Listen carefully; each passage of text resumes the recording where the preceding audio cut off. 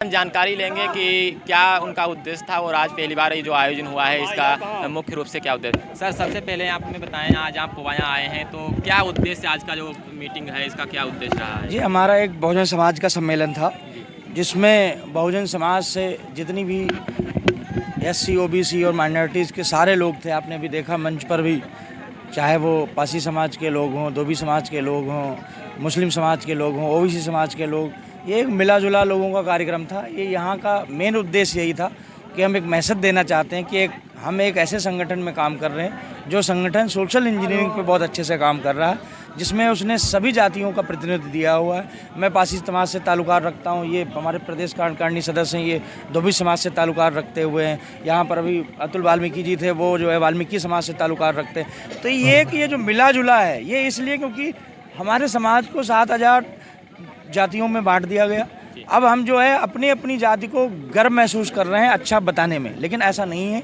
हम एक ऐसी व्यवस्था कर रहे हैं जिसमें सभी लोगों की भागीदारी है और एक संगठन ऐसा है जिसमें मैं चंद्रशेखर भाई का और माननीय विनय रतन सिंह जी का धन्यवाद करता हूं कि उन्होंने सभी लोगों को यहाँ पर बराबर का हक, जैसे माननीय काशीराम साहब कहते थे कि जिनकी जितनी संख्या भारी उतनी उनकी हिस्सेदारी, तो बराबर सभी समाज के लोगों को हिस्सेदारी देने का काम कर रहे हैं। बहुत अच्छा आज का मैसेज गया, बहुत काफ़ी संख्या में महिलाएँ भी यहाँ उपस्थित थी। एक मैसेज उनको कि किस प्रकार से हम सिर्फ पुरुषों के सहारे ना होकर बल्कि हम महिलाओं को भी जागरूक होना पड़ेगा। मैंने कई बातें शिक्षा के बारे में भी बताई कि एक ऐसा वो हथियार है जिसके बिना हम कोई भी युद्ध जीत नहीं सकते। यही सारी सर आपने इसके साथ में आपने आर्थिक उन्नति की भी बात की है, रोजगार और व्यापार की बात की, और बाबा साहब ने भी कहा था सामाजिक, आर्थिक और राजनीतिक। जी। तो अगर आर्थिक स्तर की बात करें तो आज SC ST OBC और अगर खासतौर पर SC ST की बात की जाए तो आर्थिक स्तर पर कितना मजबूत हुए हैं और कितना हो रहे हैं। देखो, समस्या ये है ना कि किसी में हुनर है। मान लो मैं आपको कहता हूँ कि आप अच्छे पत्रकार बन सकते हैं, लेकिन अगर आपको हाथ में माइक पकड़ने नहीं दी जाएगी तो क्या आप पत्रकार बन पाएंगे? नहीं। तो सबसे बड़ा है कि जो हुनरमंद लोग हैं उनको एक अवसर देना। जब आप अपने अगल बगल की कंट्री, आप सिर्फ पाकिस्तान मत देखो, आपके पड़ोस में और सारी कई ऐसी कंट्री हैं, चाइना है, जापान है, वहाँ पर किस प्रकार की व्यवस्था है। वहाँ ये व्यवस्था है कि 18 साल का लड़का होते होते वो उसको निपुण कर देते हैं किसी न किसी विभाग में।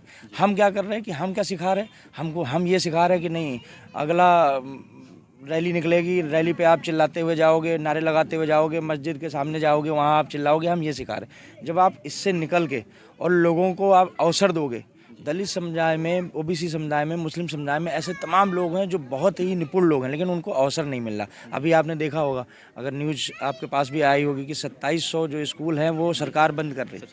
27,000 स्कूल बंद कर रही है।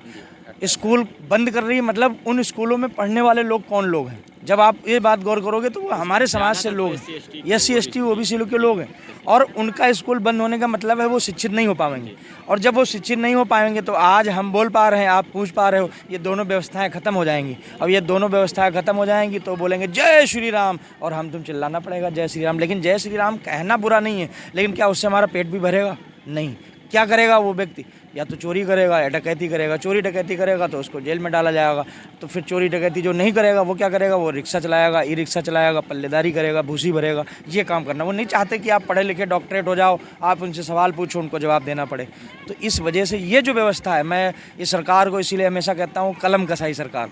ये सरकार, आपको ऐसा लगता है कि सिर्फ चमार, पासी, धोबी, धानुक के नाम पे आपको मार रही, नहीं, वो आपके कलम पे बहुत चोट कर रही है। ये 27,000 स्कूल बंद होने का मतलब है सीधा सीधा कि वो आपके हाथ में कलम नहीं देखना चाहती है, उस कलम की हत्या करना चाह रही। जो लोग मौजूद हैं, प्रोफेसर हैं, जो लोग अच्छी अच्छी यूनिवर्सिटी में पढ़ रहे हैं, पढ़ा रहे हैं, उनको भी बाहर निकालने का काम कर रही है। क्योंकि मैं एक डॉक्टरेट हूँ, मैं समझ सकता हूँ, मेरे पास ऐसे बहुत सारे मैटर आए।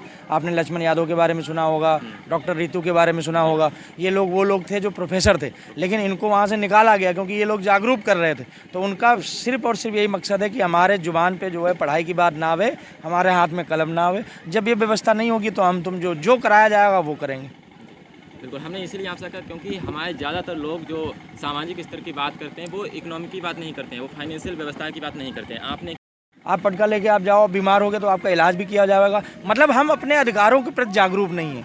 मेन उद्देश्य सड़क भी बना लेंगे, चिकित्सा भी बना लेंगे, स्कूल भी बना लेंगे, लेकिन इंसान को जागरूक करना है। अगर आप अपने हर अधिकार जान गए, कल को आपको ये पुलिस है ये भी कह देगी कि आप यहाँ नहीं घुसोगे, आप अपना वो कार्ड दिखाओ, आई कार्ड दिखाओ, आप कैसे पत्रकारिता कर रहे हो?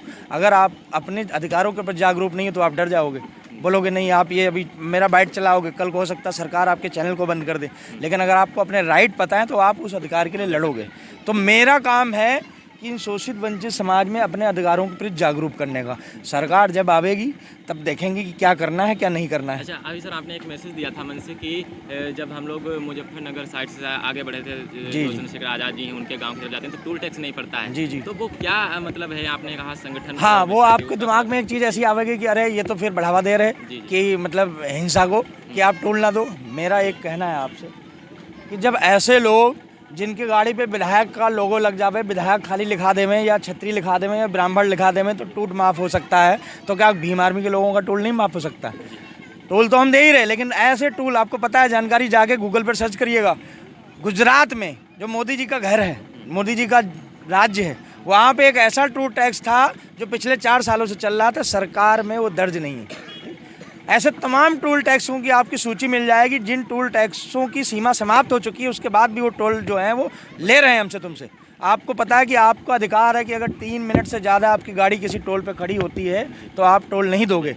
लेकिन क्या तुम जो है कहीं 5 मिनट, आधा घंटा, 15 मिनट खड़ा होना पड़ता है, क्या आपका टोल माफ़ होता है? क्या नहीं होता। मेरा ये कहना है कि अगर इनकी गाड़ी के आगे में छतरी लिखा है, इनकी गाड़ी आपने पास कर दी तो हमारी गाड़ी भी पास करना पड़ेगा साहब, ठीक? अगर इन अगर अगर अगर पुलिस जो है चालान काट रही है और चालान के आगे में लिखा हुआ है भीम आर्मी, आप चालान काट दो, कोई दिक्कत नहीं है। लेकिन अगर आगे में लिखा हुआ है कि ब्राह्मण और आप उसको जाने दे रहे हैं तो फिर आपको उसका भी चालान काटना पड़ेगा। मतलब बराबरी की बात करनी पड़ेगी। जब अगर उनके लिए आप देखो, मैं तो देखा हूँ बहुत सारे ऐसे लोग हैं जिनके लिए अलग से टोल पे व्यवस्थाएं, अलग सी लाइन बना दी गई। बोले किसके आदमी? बोले हम विधायक जी के आदमी। अरे विधायक जी का आदमी है तो उसको टोल नहीं देना पड़ेगा क्या? हमारे तुम्हारे पैसों से बना हुआ है। तो जब विधायक का लड़का टोल नहीं दे सकता तो क्या नागरिक जिसने विधायक को बनाया, विधायक हमारा मालिक तो ना, वो हमारा नौकर है, जनप्रतिनिधि है, ठीक? तो प्रशासन के लोगों का माफ़ हो सकता है, जनप्रतिनिधि का माफ़ हो सकता है, तो हमारा तुम्हारा भी माफ़ होगा। बाकी आपको इस क्षेत्र का संगठन कैसा लगा? आपने अपने जो है आप यहाँ पर आए, देखो और शायद पहली बार आप आए हैं? नहीं, मैं पहले भी, इससे पहले भी आ चुका हूँ। मेरे हिसाब से शायद ये मेरा 3री या 4थी बार का आगमन है। और पुआया में आपको संगठन? हाँ, पुआया में मैं पहली बार आया हूँ और पुआया में अच्छे साथी हैं। अभी बहुत सारे नौजवान साथियों को आज सदस्यता दिलाई और मुझे उम्मीद है कि जिस हिसाब से कार्यक्रम इन्होंने किया, जल्दी क्या होती है कि एक बीज डालने का काम होता है, वो बीज जो है कब बड़े पौधे का आकार ले लेगा ये किसी को नहीं पता। मुझे उम्मीद है हमारे संगठन के साथियों पर कि जल्दी वो एक बड़ा पेड़ का रूप लेंगे। वो एक ऐसा पेड़ जिसके नीचे लोग छांव ले लेंगे। छांव का मतलब ये है कि एक स्वतंत्र रूप से बैठ सकते हैं कि अब हम सुरक्षित हैं। तो भीम आर्मी का भविष्य शाहजहांपुर में बहुत ही उज्जवल है और मैं उम्मीद करता हूँ अपने पदाधिकारी से कि ये दिन प्रतिदिन इसको और बढ़ावेंगे। ठीक।